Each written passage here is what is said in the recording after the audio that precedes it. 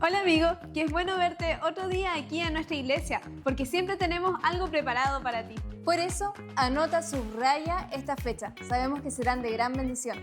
Durante este mes, el equipo de Misericordia está recibiendo donaciones de ropa de abrigo para hombres, por supuesto en buen estado, para apoyar a quienes más lo necesitan en este invierno.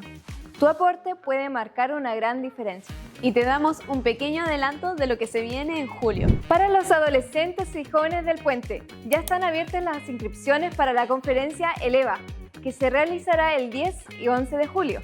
Serán días intencionales para crecer, desafiar la fe y encontrarse con Dios de una manera real. ¿Te lo vas a perder? Yo no. Además, el 18 de julio tendremos una nueva versión de nuestro Café Concert. Muy pronto te estaremos contando más detalles, pero prepárate para una jornada especial, distinta y llena de sorpresas. En el Puente puedes encontrarte con Dios de una manera real, conectar con otros y crecer en tu camino de fe. Todos los miércoles a las 20 horas tenemos nuestra reunión Impulso, un espacio en la semana para detenerte, recargar fuerzas y recibir un mensaje claro, y también orar juntos. Los viernes a las 20 horas llega Jambridge, un lugar para jóvenes que quieren crecer en su fe y vivir un encuentro genuino con Dios. Y todos los sábados, desde las 18 horas, es el tiempo de Teen Hero, un espacio para adolescentes donde pueden compartir, hacer amigos y descubrir juntos lo que significa seguir a Jesús. Y por supuesto, todos los domingos te esperamos en nuestras dos reuniones presenciales a las 10 de la mañana y a las 12 del mediodía. Y si tienes niños entre 2 a 11 años, en Puente Kids hay un espacio especialmente preparado para ellos en nuestra reunión de las 12. Finalmente, no olvides que puedes unirte a nuestra transmisión online todos los domingos a las 20 horas a través de nuestro canal de YouTube. En Iglesia El Puente siempre hay un lugar para ti y tu familia. Te esperamos con los brazos abiertos.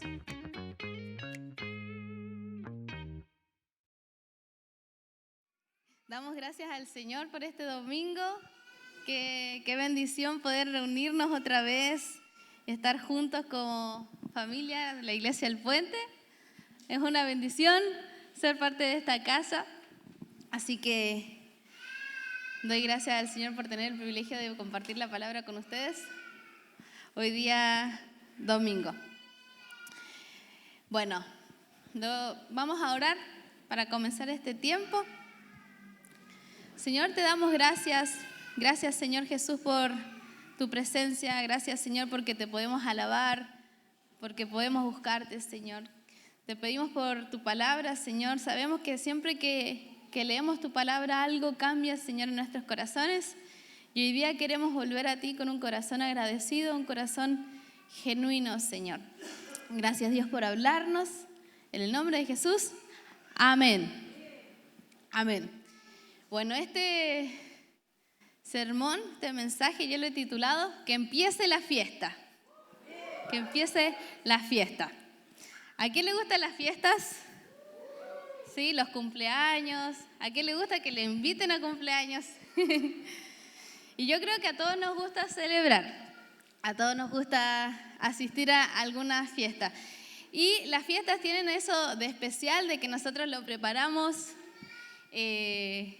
Hay gente que adorna toda la casa, ordena toda la casa, hace aseo profundo cuando va a recibir visitas porque va a haber un festejo en su casa. Y las fiestas siempre celebran algo importante, un cumpleaños, un matrimonio o un evento especial en la vida de alguien o el regreso de alguien también, de un ser querido que se había ido lejos y no lo habíamos visto por mucho tiempo. Y las fiestas siempre son un motivo de alegría. Nadie dice, ¡ay, una fiesta! Vamos a pasarlo mal. No, sino que las fiestas siempre son un motivo de gozo para quienes vamos al cumpleaños, para quienes vamos a estas fiestas. Y cuando leemos los evangelios descubrimos que Jesús también participaba de fiestas. También iba a bodas. También estaba con sus discípulos y compartió comida con ellos y con personas que socialmente no eran muy dignas de compartir con el maestro. Eran consideradas pecadores. De hecho, a Jesús se le decía que él era amigo de los pecadores. Y Jesús utilizó banquetes y fiestas para enseñar cosas profundas respecto del reino de Dios. Y hay una fiesta en particular que Jesús relata como parábola, que tiene un significado mucho más profundo que solo una celebración. Y no es una fiesta de cumpleaños, ningún discípulo estaba de cumpleaños, nadie se iba a casar tampoco, sino que es la fiesta que un padre organiza porque recupera un hijo que estaba perdido. Y antes de leer la parábola me gustaría que entendiéramos un poquito el contexto. Jesús venía hablándole a los discípulos, a las personas que lo estaban escuchando, que la importancia del reino, ¿sí? En Lucas 15 encontramos a los fariseos y a los escribas criticando a Jesús porque él se sentaba, como decíamos recién, con pecadores. Y Jesús los recibía, comía con ellos. Pero para las personas como los fariseos era inaceptable. Era algo que no podía hacer. Así que Jesús le responde a estas personas que le dicen, ¿cómo vas a estar sentado con esta persona comiendo? ¿Cómo vas a ser amigo de estas personas? Y Jesús le responde contando 3 historias. Primero la historia de una oveja que se pierde, después de una moneda que se pierde y termina contando estas parábolas con la historia de un hijo que se va lejos. ¿Sí? Y siempre hay fiesta. Cada vez que se pierde y se encuentra algo, hay fiesta. Pero lo importante aquí no es la fiesta en sí, no es solo un detalle o un recurso que usó Jesús para que ellos entendieran, sino que la fiesta es el centro del mensaje. Así que vamos a ir a Lucas 15 y vamos a leer el versículo 23 y 24. Si usted lo quiere leer, yo lo voy a leer en la versión NTV. ¿Alguien trajo su Biblia de papel? A ver si me la muestran. Muy bien, muy bien. A la salida tienen un ticket para un cafecito. Ya. Entonces leemos en el nombre del Señor, Lucas 15, del 23 al 24. Dice, maten el ternero que hemos engordado. Tenemos que celebrar con un banquete, porque este hijo mío estaba muerto y ahora ha vuelto a la vida. Entonces estaba perdido y ahora ha sido encontrado. Entonces comenzó la fiesta. Y ahí comenzó no pierda Lucas 15, vamos a estar recorriendo gran parte de esa historia. Y esta parábola no busca enfatizar en la maldad de los 2 hermanos, del hermano menor que se había ido lejos o del hermano mayor que estaba cerca, sino que trata de mostrar el corazón misericordioso del Padre. Y nos muestra que volver a casa no comienza con un cambio de conducta, sino que comienza con una actitud del corazón. ¿Y cómo ocurre eso? ¿Cómo volvemos a casa? Y acá Jesús nos responde esa pregunta con 3 acciones. La primera acción es volver a casa con honestidad. Del versículo 12 al 20 del Lucas 15 dice, el hijo menor le dijo al padre, quiero la parte de mi herencia ahora, antes de que mueras. Entonces el padre accedió a dividir sus bienes entre sus 2 hijos. Pocos días después, el hijo menor empacó sus pertenencias y se mudó a una tierra distante, donde derrochó todo su dinero en una vida desenfrenada. Al mismo tiempo que se le acabó el dinero, hubo una gran hambruna en todo el país, y él comenzó a morirse de hambre. Convenció a un agricultor local de que lo contratara, y el hombre lo envió al campo para que diera de comer a sus cerdos.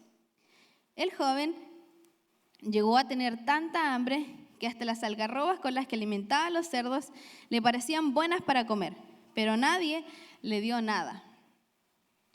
Cuando finalmente entró en razón, se dijo a sí mismo, en casa hasta los jornaleros tienen comida de sobra, y aquí estoy yo, muriéndome de hambre. Volveré a la casa de mi padre y le diré, Padre, he pecado contra el cielo y contra ti. Ya no soy digno de que me llamen tu hijo. Te ruego que me contrates como jornalero. Eso lo pensaba el hijo en su mente. Entonces regresó a la casa de su padre y cuando todavía estaba lejos, su padre lo vio llegar. Entonces lo primero que podemos aprender, la primera acción para volver a casa es volver con honestidad. Y esta parte de la historia nos muestra que no estamos demasiado lejos para volver. En la Reina Valera dice que el padre fue movido a misericordia. Algo desde sus entrañas saltó, esa compasión salió como desde el fondo de su ser para poder ir en socorro de su hijo, al encuentro de su hijo. Y pedir la herencia en ese contexto de la historia era decirle al padre, sabes que tu vida no me importa, me vales más muerto. Lo único que me interesa de ti es tu dinero, así que dame lo que es mío. Y no solo eso, sino que en ese tiempo el honrar a las autoridades en las familias judías, sobre todo en esta clase de familias donde el papá tenía muchos terrenos, mucha posición, era muy importante la honra. Así que al hijo pródigo no le importó nada de eso, no le importó hacer sentir mal a su padre, nada. Y se fue lejos. Y no solo se fue lejos de su padre, sino que se fue lejos de su cultura, donde los ojos de su papá no lo podían controlar, donde los ojos de su papá no podían ver lo que él estaba haciendo. ¿Cuántos de nosotros le hemos dicho a nuestros hijos, donde mis ojos te vean? No te vayas por allá porque ahí no te puedo ver. Y cuando en la casa estoy yo sola con el Caleb y hay silencio, ese silencio peligroso, así que donde mis ojos nomás te vean. Pero así, eso trató de ignorar el hijo pródigo. Se fue lejos de los cuidados de su padre, se fue lejos del sostenimiento de su padre, de la protección que le podía dar. Se fue lejos de su casa, de su cultura. Quiso irse lejos de su comodidad también, desafiándose a sí mismo, desafiando los cuidados de su papá. Y aunque a veces a los hijos no nos gusta sentirnos vigilados por nuestros padres y no queremos tener la mirada de ellos encima, acá esta parábola nos enseña que el cuidado de Dios es incondicional para nosotros. Es incondicional. Y los judíos tenían una serie de animales que no podían tocar, que no podían comer, y uno de estos eran los cerdos. Entonces la historia nos muestra de que el hijo pródigo estaba tan mal que buscó trabajo y le dieron trabajo como cuidador de cerdos.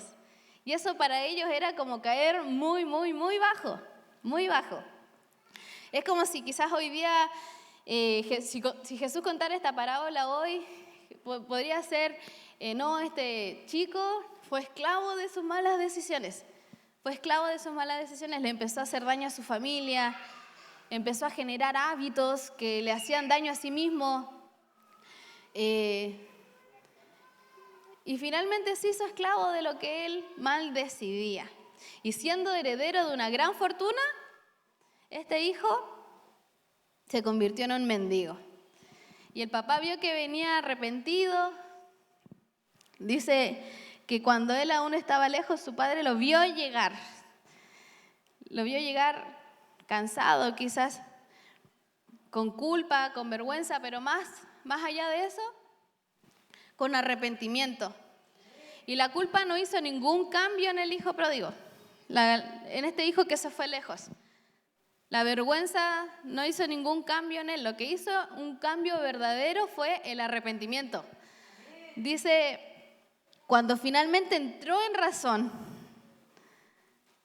cuando se dijo a sí mismo, hay otras versiones que dicen cuando volvió en sí, cuando recapacitó, cuando se dio cuenta, no, este camino que estoy tomando no es el camino que tengo que tomar. Esta vereda por la que estoy cruzando, esta vereda no me sirve, me equivoqué de micro. Y nos puede pasar a nosotros igual, podemos vivir con vergüenza, pero seguir haciendo cosas que están mal. Podemos sentir culpa por cosas que estamos haciendo, pero las podemos seguir haciendo igual. Podemos vivir con culpa. Podemos vivir con vergüenza y seguir haciendo cosas que nos destruyen a nosotros, que destruyen nuestras relaciones, que destruyen nuestra familia. Y la culpa y el sentimiento de víctima de que pudo haber tenido este hijo que se fue lejos y decir, bueno, pero el país al que yo me fui entré en crisis. No es que yo hice cosas malas. Pudo haber dicho, bueno, pero es que nadie más me dio trabajo y por eso estoy trabajando con los cerdos. Yo pude haber trabajado en algo mejor. Pudo haber dicho eso, pero no. Y a veces quizás nosotros también nos escondemos en eso, pero es que mi contexto es muy difícil. Es que mi carácter es muy difícil de cambiar. Pero así soy yo. Pero es el arrepentimiento el que nos da esa fuerza de poder dar pasos de fe y de obediencia. Y Dios no nos demanda dar 100 pasos de fe, sino que un paso de fe basta. Un paso de fe basta. Un pensamiento de no tengo que volver hizo que el padre saliera corriendo a abrazar a su hijo. Y la segunda acción que nos demanda o que nos enseña esta parábola para volver a casa es que tenemos que descansar en el abrazo del Padre. Y aquí nos vamos al versículo 20 al 24 que dice, lleno de amor y compasión, corrió hacia su hijo, lo abrazó y lo besó. Su hijo le dijo, Padre, he pecado contra el cielo y contra ti, ya no soy digno de que me llamen tu hijo. Sin embargo, su padre dijo a sus sirvientes, rápido, traigan la mejor túnica que haya en la casa y vístanlo. Consigan un anillo para su dedo y sandalias para sus pies. Maten el ternero que hemos engordado. Tenemos que celebrar con un banquete, porque este hijo mío estaba muerto y ahora ha vuelto a la vida. Estaba perdido y ahora ha sido encontrado. Entonces comenzó la fiesta. El padre, sí, aleluya, qué bueno que puede el Señor salir a nuestro encuentro como este padre sale al encuentro de su hijo. Y el padre lo recibe y es ahí cuando el hijo baja todos sus peros, cuando baja todo lo que había planificado decir. Primero el padre va, porque no es que el hijo va corriendo hacia su casa y abraza a su papá, no, la historia nos dice que aún cuando estaba lejos, el padre lo vio. Y el hijo no viene con una actitud de, bueno, me fue mal, pero tampoco es para tanto, llegué vivo. Y tampoco dice, vengo de pasadita nomás, vengo a buscar comida y me voy. No, se deja abrazar por el padre y el padre lo estaba esperando, capaz que desde una ventana, capaz que desde el balcón pasaban días, semanas, años y ahí estaba el papá porque tenía la expectativa de que su hija volviera a casa. Y el padre vio que venía sucio, venía de haber cuidado cerdos, de haber pasado un muy mal tiempo. ¿Alguien ha recibido a un hijo que viene de jugar la pelota? ¿O un marido que viene todo sudado después de haber ido a un partido? Imagínese eso 10 veces. De abrazarlo y de ver que venía cansado, de ver que venía cabizbajo, sabiendo o estando dispuesto a ser un sirviente más, a que diga no soy digno de que me llamen tu hijo, quiero ser uno de tus sirvientes, un jornalero. Y en aquella época era mal visto que los hombres de la alta sociedad mostraran las piernas, por eso ellos usaban unas túnicas largas y no corrían, sino que eran unos hombres bien compuestos, caminando tranquilamente, ¿sí? Sin que se viera nada que no fuera la túnica. Por ejemplo, si es que se acuerdan, cuando el rey David danzó delante del arca, en 2 de Samuel 6, y él estaba ahí contento danzando porque era un momento de gozo, era un momento de alegría donde él podía demostrar a través de su danza, de su alabanza, que él estaba contento, que él estaba ahí feliz de poder estar llevando el arca. Era un momento de gozo. Pero su esposa, Mical, lo estaba esperando en la casa. Fue como en la casa vamos a hablar.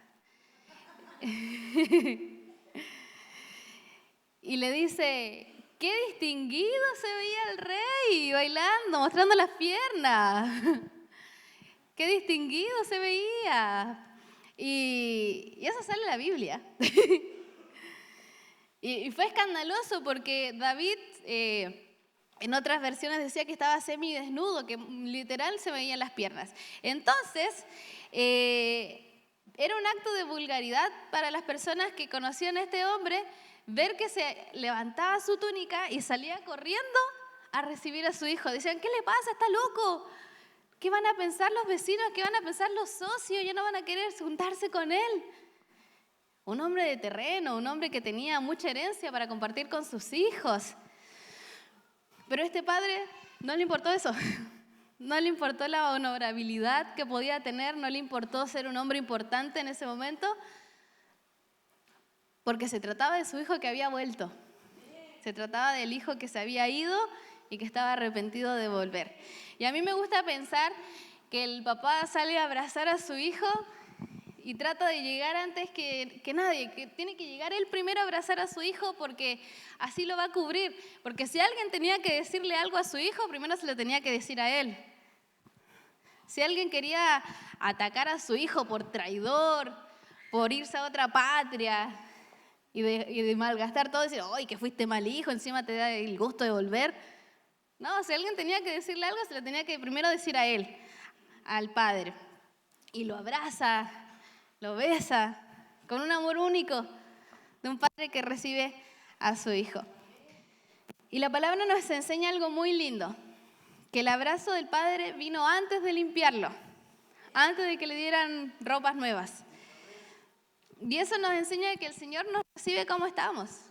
No tenemos que hacer muchos esfuerzos para que el Señor nos abrace. No tenemos que ser transformados antes de llegar acá a la iglesia. Yo he conocido mucha gente que dice, no, yo a la iglesia no puedo ir porque si yo entro se quema. No, yo a la iglesia no voy porque yo cómo voy a ir yo si he pecado tanto.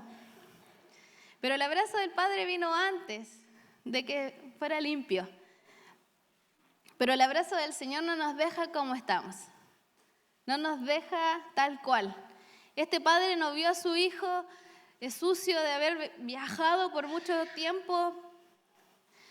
Y no lo dejó así, no dijo, ya, bueno, anda ahí a la cocina, agarra unas manzanas y listo. No, lo abrazó y le mandó a pedir que trajeran ropas nuevas. Y así es el Señor con nosotros, nos transforma lo que nosotros pensamos que no puede ser transformado, el Señor sí, se encarga de cambiarlo, se encarga de hacer cosas imposibles por nosotros, cosas que nosotros decimos, ¿será que Dios puede cambiar este aspecto de mi corazón? ¿Será que Dios puede poner una sonrisa en mi cara? Sí, Dios puede hacerlo. Y muchas veces tratamos de buscar ese vacío en nuestro corazón, tratando de buscar aceptación en personas, buscar aceptación en relaciones, o tratamos de generar hábitos que nos produzcan esa llenura, pero solo el abrazo del Padre es quien puede llenar ese vacío. Solo el abrazo del Señor es quien puede traer esa transformación a nuestro corazón. Y el papá dice, no, tú no te vas a quedar así, no te vas a quedar así de sucio. Traigan ropas nuevas, por favor. Y algo lindo es que el padre no ama más al hijo cuando regresa. El padre ya lo amaba de antes. El padre ya había mostrado su amor desde antes. Y el regreso del hijo no crea el amor que siente el padre por su hijo, sino que restaura ya lo que estaba roto. Y este abrazo no es un abrazo nomás, sino que es una forma de que el padre le dice, vuelve a pertenecer. Puedes tener una vida nueva, puedes empezar de nuevo. Hay nuevas oportunidades, hay nuevos planes. Mira lo que vamos a hacer acá en este espacio de la casa. Se parte. El Señor nos recibe así, con nuevas oportunidades, nuevos planes, nuevas esperanzas. Y la tercera acción que Jesús nos enseña en esta parábola es disfrutar la identidad del Hijo. Disfrutar ser hijos de Dios. Y en el versículo 25 al 32 vemos casi el final de la historia. Dice, mientras tanto el hijo mayor estaba trabajando en el campo. Cuando regresó, oyó el sonido de la música y baile en la casa. Y preguntó a uno de los sirvientes, ¿qué pasa? Tu hermano ha vuelto, le dijo, y tu padre mató el ternero engordado. Celebramos porque llegó a salvo. El hermano mayor se enojó y no quiso entrar. Su padre salió y le suplicó que entrara. Pero él respondió, todos estos años he trabajado para ti como un burro y nunca me negué a hacer nada de lo que me pediste. En todo este tiempo no me diste ni un cabrito para festejar con mis amigos. Sin embargo, cuando este hijo tuyo regresa después de haber derrochado tu dinero en prostitutas, matas el ternero engordado para celebrar. Su padre le dijo, mira, querido hijo, tú siempre has estado a mi lado y todo lo que tengo es tuyo. Teníamos que celebrar este día feliz, pues tu hermano estaba muerto y ha vuelto a la vida. Estaba perdido y ahora ha sido encontrado.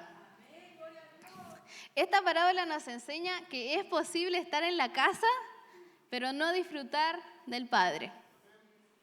Es posible estar cerca de Dios, pero no disfrutar de su presencia. Entonces el Padre hizo una fiesta, que todo el mundo se enterara, que todo el mundo supiera que había fiesta porque este hijo que estaba lejos se había perdido y ahora había vuelto. Y para el padre pensaba que estaba muerto este hijo, pero se dio cuenta que estaba vivo. ¿Alguien ha tenido esa experiencia de que lo llamen y le digan, oye, vente rápido, estamos en urgencia porque pasó algo? Y uno va así con el corazón, ay, ¿qué pasó? Y después llega y dice, no era nada grave. No era nada grave. Algo así yo me imagino que quizás sintió este padre de ver y yo pensé que estaba muerto. Pero llegó y obviamente había que celebrar, obviamente había que hacer fiesta. Y el hijo mayor que estaba con él en la casa dice, pero ¿por qué va a hacer fiesta? Si se portó re mal. Si fue re mal hijo y yo que estoy acá haciendo aseo, limpiando el patio, no me matan no me hacen ni un asado. Y le empieza a cobrar sentimiento a su papá. Le empieza a decir, yo que fui tan bueno, yo que hago la cama, no me haces ni un asado. Es posible estar en la iglesia, conocer la iglesia, saber cuál es el protocolo de todos los domingos, servir en la iglesia, pero tener un corazón a kilómetros de distancia de Dios. A veces nos convertimos como este hermano mayor que dice, estuve siempre acá y no me hiciste nada. Y a veces amamos más lo que Dios nos da que Dios mismo. El hermano mayor estaba enojado por el becerro engordado, estaba enojado por la túnica, estaba enojado por el anillo, porque probablemente todas estas cosas salieron de algo que era de él, de algo que le pertenecía a este hermano que se quedó en la casa, si el otro ya se había gastado todo lo que era suyo. Entonces se enojó porque le tocaron lo que era de él, para darle eso a alguien que no se lo merecía. Es como si el padre le dijera, has estado rodeado de mis bendiciones tanto tiempo que ya no las ves. Has estado rodeado de mi gracia tanto tiempo que ya no te das cuenta. Podemos vivir cerca de la misericordia del Señor y familiarizarnos tanto con ella que ya no nos maravillamos de tenerla. ¿Y por qué es así? Porque la palabra del Señor dice que el Señor renueva sus misericordias todos los días. Siempre hay nuevas misericordias del Señor para nosotros. Y eso a veces hace que quizás ya no nos maravillamos de ellas. Que sepamos tanto que somos cuidados por el Señor, que nuestro corazón no salta de alegría, no salta de gozo. Y reconocer nuestra condición delante de Dios no nos hace más débiles, nos hace más dependientes. Pero ser dependientes no nos gusta mucho, porque nos expone que no somos capaces de hacer todo lo que nos proponemos por nuestras fuerzas, expone que necesitamos del Señor, que nuestras fuerzas se acaban, que nos cansamos, expone que somos cascarrabias y necesitamos que el Señor cambie nuestro carácter, o expone que somos demasiado depresivos y necesitamos que el Señor nos levante también. Pero la independencia del Señor no solamente nos aleja, sino que nos desgasta el alma. La independencia del Señor no solamente nos lleva lejos del Señor, sino que también nos aísla de la familia. Y malgastar la herencia, capaz que para nosotros no sea malgastar el dinero, sino que puede ser malgastar los dones, tenerlos ahí guardaditos, los talentos que el Señor nos ha dado, malgastar el tiempo con la familia. Y Dios nos está invitando a reconocer que le necesitamos. Dios nos está invitando a reconocer que necesitamos de ese abrazo. Y la vida lejos para el hijo pródigo fue un final duro. Terminó con una realidad bien dura para él. Fue una pérdida de identidad, porque él estando lejos decía, no, ya no soy digno de que me llame tu hijo, voy a trabajar como un sirviente más. El estar lejos de su padre le hizo entender que él ya no podía ser hijo. Le hizo estar cansado, le hizo pasar hambre. Pero es allí donde llegó la misericordia. Y cuando nosotros estamos en esa misma situación, que nos sentimos lejos, que nos sentimos agotados, sin el abrazo del Señor, es allí donde llega la misericordia del Señor. Y ahí nosotros no podemos fingir que estamos bien. En el abrazo del Señor nosotros no podemos decir, sí, yo estoy bien, puedo con todo. ¿Les ha pasado que alguien les saluda y le dice, hola, ¿cómo estás? Y nosotros decimos, bien, pero por dentro, si te contara. Esta parábola nos enseña no solo que el Señor es proveedor, sino que el Señor es refugio cuando nuestras fuerzas se acaban. Y no hay como el abrazo de un ser querido cuando estuvo lejos y volver a abrazarle después de tanto tiempo. Yo todavía me acuerdo, yo no tuve la oportunidad de estudiar en la misma ciudad que yo vivía. Para ir a la universidad yo me tuve que ir de mi ciudad, ir de mi casa y estar lejos de mis papás. Y esa era la primera vez que yo me iba lejos, sola, a otra ciudad. Y habían periodos de exámenes, era, no sé, una semana llena de pruebas, llena de trabajo, todo. Y al final de esa semana generalmente yo me iba a mi ciudad a descansar. Entonces yo iba en el bus, eran 3 horas de camino a mi casa, en el bus, y yo decía, Señor, lo único que quiero es llegar a descansar. Y yo ya me había olvidado de las pruebas, me había olvidado de todo, y llegaba a la ciudad, y yo sabía que abajo me iba a estar esperando mi papá, mi mamá, y en la casa una rica marraqueta calameña, porque soy del norte, con palta. Oh. Y ese abrazo de retorno de mis papás, yo lo recuerdo mucho. De, ¡ay, llegaste! Y yo, sí. Con un cansancio de no haber dormido en una semana. O a veces gestos que nos hacen sentir un poquito más cerca. Yo pensaba en mis hermanos venezolanos o colombianos cuando vieron por primera vez en un supermercado chileno la harina pan. Porque ¿de dónde es la arepa? ¿De Venezuela, Colombia? Ah. o cuando vieron un cocosete en el supermercado, en un almacén, para sentirse un poquito más cerca de casa. Ese abrazo de casa es irreemplazable. Es irreemplazable. Y tal vez te has sentido lejos, pero el Señor ya está corriendo hacia ti. La palabra de Dios dice que aun cuando estaba lejos, el Padre lo vio y salió corriendo. Y como hijos necesitamos volver a maravillarnos de las bendiciones que el Señor nos da.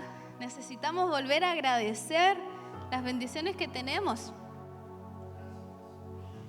Porque el amor que nos da Dios no depende de nuestros esfuerzos, no depende de lo mucho que yo haga. Si yo hago mucho, entonces el Señor me va a amar mucho. No. Dios quiere que nosotros seamos hijos, porque Él nos ama, porque Él es Dios. No porque yo haga mucho. Dios es un alivio para nosotros, porque cuando nosotros no hacemos mucho, no es que Dios dice, no, Dios nos sigue amando, nos sigue esperando con los brazos abiertos. Tenemos que retomar ese hábito de contentarnos con las bendiciones que el Señor nos da, de recibir esa gracia y de alegrarnos cuando otro la recibe. No como este hijo que estaba enojado con su padre por bendecir a su otro hermano. Así que le invito, iglesia, a que se pueda poner en pie.